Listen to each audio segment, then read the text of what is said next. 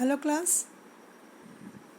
Lesson 6 जो हम देख रहे थे जनसंख्या पे, उसमें जो 4-5 पॉइंट और हैं उस पर हम चर्चा करेंगे।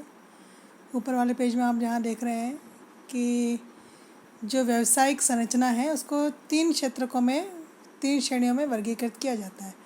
ऊपर देखिए लिखा हुआ है प्राथमिक, द्वितीयक, तृतीयक। प्राथमिक में कृषि, पशुपालन, वृक्षारोपण, मछली खनन जो प्रकृति के प्रत्यक्ष उपयोग पर आधारित है वो क्रियाएं इसमें आती हैं। द्वितीयक जो है उसमें ये जो उद्योगों में कार्य होता है, उद्योग में, भवन में, निर्माण कार्य में, ये इसमें क्रियाकलाप आते हैं। और जो तृतीयक है, मतलब प्राथमिक को हम कृषि और सहायक क्रिया कहते हैं, द्वितीयक को हम औद्योगिक क्रिया कहते हैं, और जो तृतीयक है उसको सेवा क्षेत्रक, मतलब तीनों क्षेत्रक हैं। तो तृतीयक में परिवहन, संचार, वाणिज्य, प्रशासन, ये सब सेवाएं, क्योंकि ये दोनों बाकी क्षेत्रकों को सहायता देता है। पहला सृजन कर रहा है, दूसरा जो उत्पादन उसमें जो है विनिर्माण कर रहा है, और तीसरा जो है उसको सेवा दे रहा है। यहाँ अपना बच्चे क्वेश्चन भी है व्यावसायिक संरचना में, इसमें आपको बताना था अंतर। तो जो विकसित देश है और जो विकासशील देश है उसमें अंतर है। ऊपर वाले पैराग्राफ में आपको दिख रहा होगा कि दोनों क्षेत्रकों में, मतलब दोनों देशों में, विकसित और विकासशील देशों में जो ये कार्य हो रहे हैं तीनों, इनके अलग अलग हो रहे हैं। जो अमीर देश है, विकसित देश है, वहाँ पे बेटा ये द्वितीयक और तृतीयक जो है ना, उसमें काम करने वाले लोगों की संख्या ज़्यादा होती है। जबकि विकासशील देशों में प्राथमिक क्षेत्र के कार्यकलाप जो है उसमें कार्य करने वालों का अनुपात ज़्यादा होता है। जैसे भारत में जनसंख्या जितनी है उसका आधे से ज़्यादा 64% तो केवल कृषि कार्य ही करता है, और द्वितीयक तृतीयक क्षेत्र जो है उसमें तो 13 और 20% ही है। जो नया जो वर्तमान है उसमें हम कह सकते हैं कि भाई शहरीकरण में वृद्धि हुई है, इसलिए अब द्वितीय क्षेत्र में विस्तार हो रहा है। फिर भी भारत में अभी भी कृषि क्षेत्र पर ज़्यादा निर्भरता है। तो ये अपना एक क्वेश्चन भी है, तो ये ध्यान रखना। फिर हम स्वास्थ्य की बात करते हैं, तो यहाँ क्वेश्चन है कि भाई अच्छा स्वास्थ्य जो है जनसंख्या को कैसे प्रभावित करता है किसी देश को।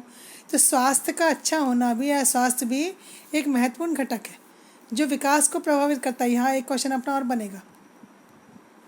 सरकार के जो कार्यक्रम है अच्छे स्वास्थ्य के लिए, अच्छे पोषण देने के लिए सरकारें जो कोशिश कर रही है, प्रयास कर रही है, उससे इसमें सुधार हुआ है।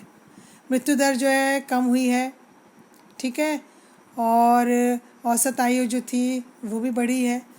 तो ये जो महत्वपूर्ण सुधार हुए हैं, तो इसके अंतर्गत जैसे जन स्वास्थ्य कार्यक्रम चलाए जा रहे हैं, संक्रामक बीमारियों से बचाव के लिए रोगों के इलाज में आधुनिक तकनीक का उपयोग हो रहा है।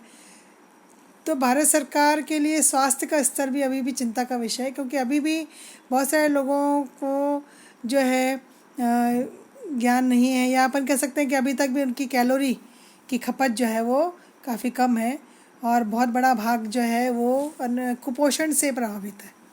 अभी भी पीने का पानी नहीं पहुंचा हुआ है, ठीक है। शुद्ध हवा तो चलिए अपन मान ही सकते हैं कि पर्यावरण में सब जगह ही है। स्वास्थ्य सुविधाएं जो हैं अभी भी लोगों को उपलब्ध नहीं है। तो सरकार को अभी एक नीति के तहत इसको हल करना बहुत आवश्यक है। तो ये मूलभूत आवश्यकताएं जो हैं वो भी एक स्वास्थ्य को प्रभावित करती हैं। फिर किशोर जनसंख्या, किशोर ने जो बाल रूप से ऊपर जो आ जाते हैं, इसमें ये जनसंख्या का 5वां भाग है। इसमें 10 साल से लेकर 19 वर्ष तक के जो आयु के वर्ग होते हैं, तो इनके लिए भी जो है पोषक तत्व की आवश्यकताएँ हैं। कुपोषण से दूर रखना, स्वास्थ्य जो अगर ख़राब है तो ये इनके विकास को जो है अवरोधित करता है। तो इनके प्रति जो है सुधार कार्यक्रम करना चाहिए, शिक्षा का प्रसार करना चाहिए, ताकि इनमें जागरूकता बढ़ाई जा सके, समस्याओं के प्रति जागरूकता बढ़ सके, ये कार्य होना चाहिए। तो राष्ट्रीय जनसंख्या जो नीति है, इसके अंतर्गत परिवार कल्याण कार्यक्रम को बढ़ाया जा रहा है, ठीक है। कई तरह की योजनाएं चलाई जा रही हैं, जनसंख्या नीति बनाई गई है।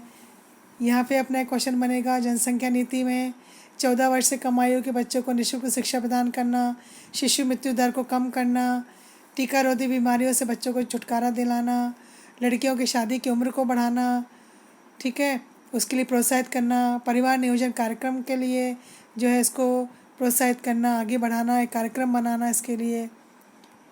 तो राष्ट्रीय जनसंख्या जो नीति है 2000 और किशोर जो नीति है, इसके अंतर्गत बहुत ध्यान देने की आवश्यकता है, और लोगों को जो है परिवार नियोजन से संबंधित जानकारी, किशोर जो उम्र के जो लड़के लड़कियां हैं उनको भी इसके बारे में जानकारियां देना, ठीक है।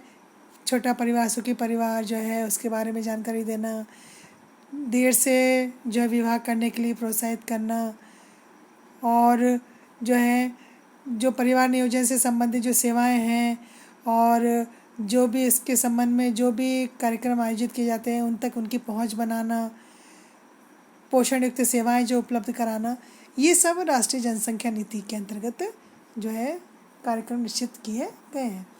तो इसी में अगला क्वेश्चन बच्चों अपना जो है ये क्वेश्चन आंसर का आ जाता है।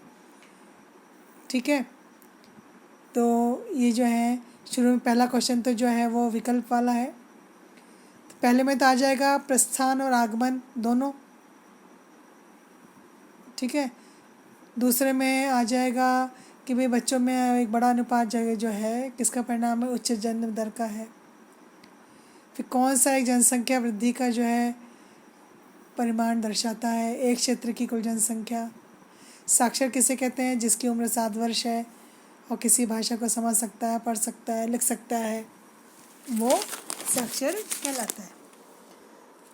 ठीक है, फिर इसमें जो अगला क्वेश्चन आ रहा है जनसंख्या वृद्धि के जो प्रमुख घटक हैं, तो प्रमुख घटक में जो आ रहे हैं उसमें कौन कौन से हैं, जन्म दर, मृत्यु दर, प्रवास, इन तीनों को आपको वर्णन करना है, बुक में है।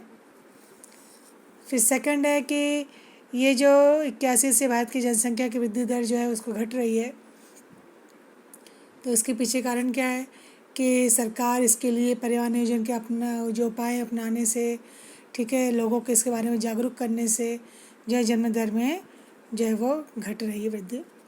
फिर आयु संरचना, जन्म दर, मृत्यु दर, ये भी आपके बुक में है। आयु संरचना, विभिन्न आयु समूह के लोगों की जो संख्या होती है उसको आयु संरचना कहते हैं।